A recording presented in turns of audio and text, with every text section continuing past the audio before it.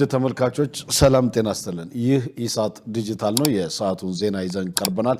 ከዜናው ጋር ደረጀ ይልማ ነኝ።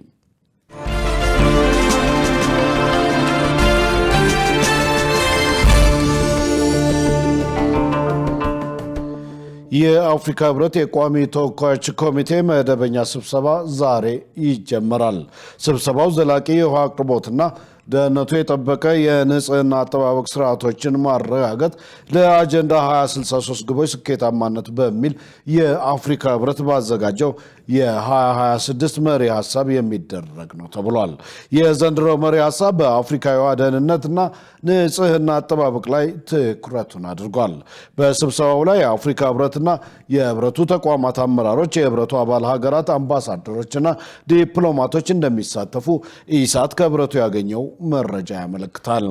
ስብሰባው የካቲት 4 እና 5 ቀን 2018 ዓ.ም ለሚካሄደው 48ኛው የአፍሪካ ህብረት የስራ አስፈጻሚ ምክር ቤት ስብሰባ እንዲሁም የካቲት 7 እና 8 ቀን 2018 ዓ.ም ለሚከናወነው 39ኛው የህብረቱ የመሪዎች ጉባኤ የሚቀርቡ ረቂቅ አጀንዳዎች ላይ ይወያያል ተብሎ ይጠበቃል። በተጨማሪም ኮሚቴው በአፍሪካ ህብረት ስር የሚገኙ የተለያዩ ተቋማትን ያፈጻጸም እንዲሁም ህብረቱ እንደ አውሮፓውያን አቆጣጠር በ25 ያካሄዳቸውን ስብሰባዎች የተመለከቱ ሪፖርቶችን ያደምጣል። ሰላምና ደህንነት፣ የአፍሪካ አህጉራዊ ነጻ የንግድ ቀጠናን ጨምሮ የኢኮኖሚ ትስስር፣ ተቋማዊ ሪፎርሞችና የበጀት እቅዶች የተመለከቱ የቴክኒክ ሰነዶችንም ያዘጋጃል። ኮሚቴው በ26 የአፍሪካ ህብረት መሪ ሐሳብ ላይ ምክረ ሐሳብ ያቀርባል ተብሎ ይጠበቃል። 51ኛው የአፍሪካ ህብረት የቋሚ ተወካዮች ኮሚቴ ስብሰባ እስከ ጥር 22 ቀን 2018 ዓ.ም ይቆያል። የአፍሪካ ህብረት የቋሚ ተወካዮች ኮሚቴ የህብረቱን ቋሚ ተወካዮችና የአባል ሀገራቱን አምባሳደሮችና ዲፕሎማቶች ያቀፈ ነው ተብሏል። ኢትዮጵያ ከ10 ዓመት ባነሰ ጊዜ ውስጥ የኒውክሌር ቴክኖሎጂ ኃይል እንደምታመነጭ ተገለጸም። የኢትዮጵያ የኒውክሌር ኢነርጂ ኮሚሽን ምክትል ኮሚሽነር አብዱራዛቅ ኡመር ለኢትዮጵያ ፕሬስ ድርጅት እንደገለጹት የኒውክሌር ቴክኖሎጂን ለመገንባት ከ10 እስከ 15 ዓመታት የሚፈጅ ቢሆንም ኢትዮጵያ አሁን ባለው የዝግጅት ፍጥነት ከ10 ዓመት ባነሰ ጊዜ ውስጥ ወደ ስራ ለመግባት አቅዳ እየሰራች ነው። ለዚህም ኒውክሌሩን የማልማት ስራ በኃላፊነት መወጣት የሚችል ተቋቁሞ አስፈላጊ መሰረተ ልማቶችን የመገንባትና ከጥንቃቄና ደህንነት አኳያ የሚከናወኑ ተግባራት እየተሰሩ መሆኑን አስረድተዋል። ፕሮግራሙ የኃይል አቅርቦትና ከአየር ንብረት ጋር በተጣጣመ መልኩ አስተማማኝ ለማድረግ ያለመ መሆኑን ምክትል ኮሚሽነሩ ጠቁመዋል። ቴክኖሎጂው በጤና፣ በኢንዱስትሪና በግብርና ዘርፎች ምርታማነትን ለማሳደግ ጠቀሜታ እንዳለው ገልጸው የኒውክሌርን ኃይል ሰላማዊ በሆነ መንገድ ለልማት ማዋል ግንዛቤ መፍጠር አስፈላጊ በመሆኑ ከባለድርሻ አካላት ጋር ምክክር መጀመሩንም ተናግረዋል። የአስተማማኝ የኃይል ምንጭ ሀገሪቱ ለምታደርገው ጠንካራ ኢኮኖሚያዊ እድገት ወሳኝ ሚና እንደሚኖረው ተገልጿል። ባለፉት 10 ቀናት በአንዳንድ የሀገሪቱ አካባቢዎች ከ0 ዲግሪ ሴንቲግሬድ በታች የሙቀት መጠን መመዝገቡ ተገለጸ። በተመሳሳይ በመጪዎቹ 10 ቀናትም ደረቅና ቀዝቃዛማ የአየር ሁኔታ ቀጣይነት እንደሚኖረው የኢትዮጵያ ሜትሮሎጂ ኢንስቲትዩት አስታውቋል። ገነት ዘዘው ተጨማሪ አላት። የኢትዮጵያ ሜትሮሎጂ ኢንስቲትዩት ወቅቶች ከመጀመራቸው ቀደም ብሎ ስለሚኖረው የአየር ጠባይ ለህብረተሰቡ ትንበያና ማስጠንቀቂያ ይሰጣል። ከዚህ ጋር ተያይዞ በአሁኑ ወቅት እየተስተዋለ ስላለው ከፍተኛ ቅዝቃዜ መንስኤው ምንድነው ሲል ኢሳት የኢትዮጵያ ሜትሮሎጂ ኢንስቲትዩትን ጠይቋል። የኢንስቲትዩቱ የሜትሮሎጂ ትንበያ ቅድመ ማስጠንቀቂያ ምርምር ዘርፍ ምክትል ዋና ዳይሬክተር ዶክተር አሳምነው ተሾመ እንዳስታወቁት የዘንድሮው የበጋ ወቅት በተለይም በጋ ሁለተኛ የዝናብ ወቅታቸው በሆኑ የሀገሪቱ ክፍሎች መደበኛና ከመደበኛ በታች የሆነ የዝናብ መጠን እና ስርጭት እንደሚኖራቸው መተንበዩን ተናግረዋል። በአንጻሩ ደግሞ ከህዳር አጋማሽ ጀምሮ የሌሊትና የማለዳው ቅዝቃዜ በተለያዩ የሀገሪቱ አካባቢዎች ላይ ሊጠነክርና ሊስፋፋ እንደሚችል ቅድመ ማስጠንቀቂያና ትንበያ መሰጠቱን አንስተው ባለፉት 10 ቀናትም በአንዳንድ የሀገሪቱ አካባቢዎች ከ0 ዲግሪ ሴንቲግሬድ በታች የሆነ የሙቀት መጠን መመዝገቡን ገልጸዋል። በአንዳንድ የሀገራችን አካባቢዎች ላይ የቀኑ ዝቅተኛ የሙቀት መጠን ከ5 ዲግሪ ሴልሺየስ በታች ሆኖ እንዲመዘገብ ተዋጽኦ አድርጓል ማለት ነው። በሌላ በኩል ደግሞ በጥቂት የሀገራችን አካባቢዎች ላይ ከ0 ዲግሪ ሴልሺየስ በታች ሆኖ የተመዘገበባቸው አካባቢዎች አሉ ማለት ነው። ለአብነትም ባለፉት ቀናት የቀኑ ዝቅተኛ የሙቀት መጠን ከ5 ዲግሪ ሴልሺየስ በታች ሆኖ የተመዘገበባቸው የሀገራችን አካባቢዎችን ለመጠቆም ያህል ባለፉት ቀናት ባሌ ሮቤ እስከ 2.8 ዲግሪ ሴልሺየስ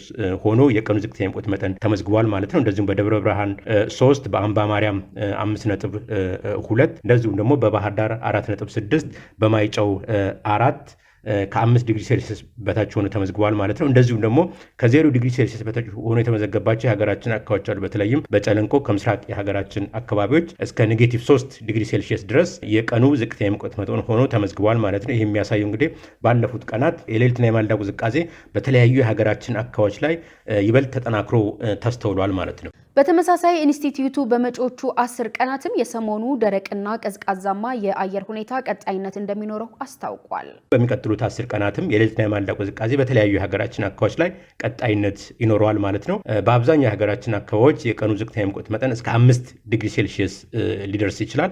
እንደዚሁም ደግሞ በጥቂት የሀገራችን አካባቢዎች ላይ የቀኑ ዝቅተኛ የሙቀት መጠን ከ0 ዲግሪ ሴልሺየስ በታች ሆኖ ሊመዘገብ ይችላል ማለት ነው። በተለይም በሚቀጥሉት 10 ቀናት በአዲስ አበባ ከተማ የቀኑ ዝቅተኛ የሙቀት መጠን እስከ 1.4 ዲግሪ ሴልሺየስ ይደርሳል ማለት ነው። እንደዚሁም በአደሌ በምንመለከትበት ወቅት እስከ 0.8 ዲግሪ ሴልሺየስ ሆኖ ሊመዘገብ ይችላል። በአንኮበር እንደዚሁ በምንመለከትበት ወቅት እስከ 1.5 ዲግሪ ሴልሺየስ ሊደርስ ይችላል ማለት ነው። በሌላ በኩል ደግሞ እንደዚሁ በአርሲ ሮቤ ከ0 በታች እስከ 1.4 ዲግሪ ሴልሺየስ ሆኖ ሊመዘገብ ይችላል በሚቀጥሉት ቀናት ማለት ነው።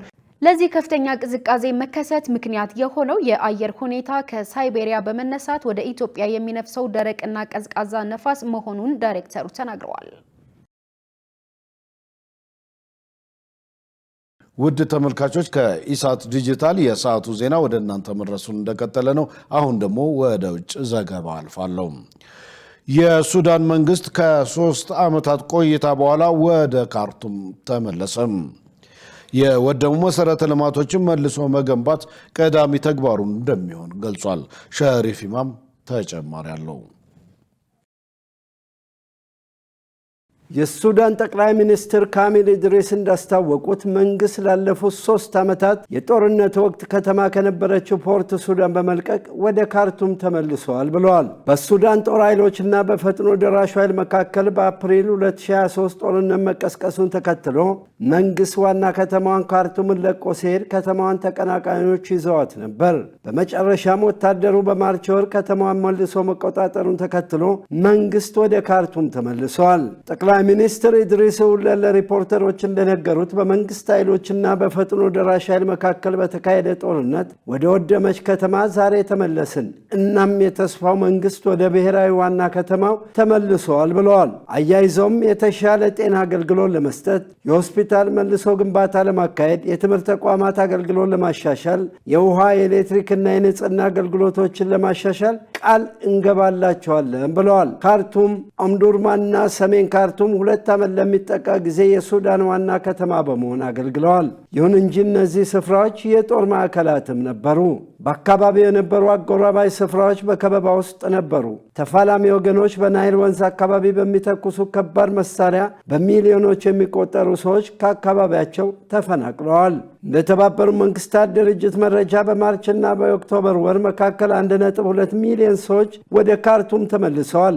የከተማው አገልግሎት የለም በሚባል ደረጃ ወድሟል። የሰዎች መኖሪያ ቤቶች ፈራርሰዋል።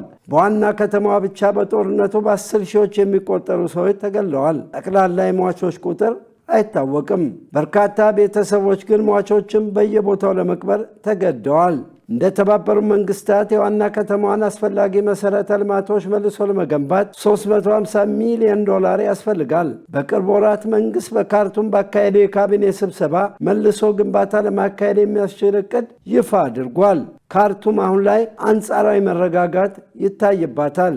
ይሁን እንጂ የፈጥኖ ደራሹ ኃይል ይበልጡን ደግሞ በመሰረተ ልማቶች ላይ የድሮን ጥቃት እየፈጸመ ነው።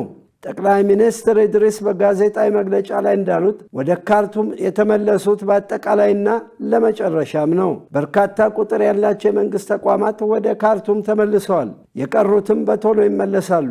የመንግስት ቢሮዎች በተለያዩ ቦታዎች በማዕከላዊና በደቡብ የከተማዋ ክፍል ይከፈታሉ።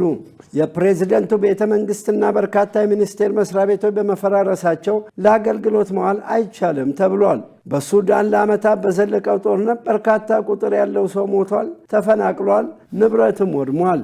ዜናውን ስናዘጋጅ አልጀዚራና ሱዳን ትሪቢዩንን በመረጃ ምንጭነት ተጠቅመናል። ውድ ተመልካቾች ከኢሳት ዲጂታል የሰዓቱ ዜና እስካሁን ነበር። ከዜናው ጋር ደረጀ ይልማ አብሬያችሁ ቆይቻለሁ። ከቀሪ የኢሳት ዝግጅቶች ጋር ሰናይ ጊዜ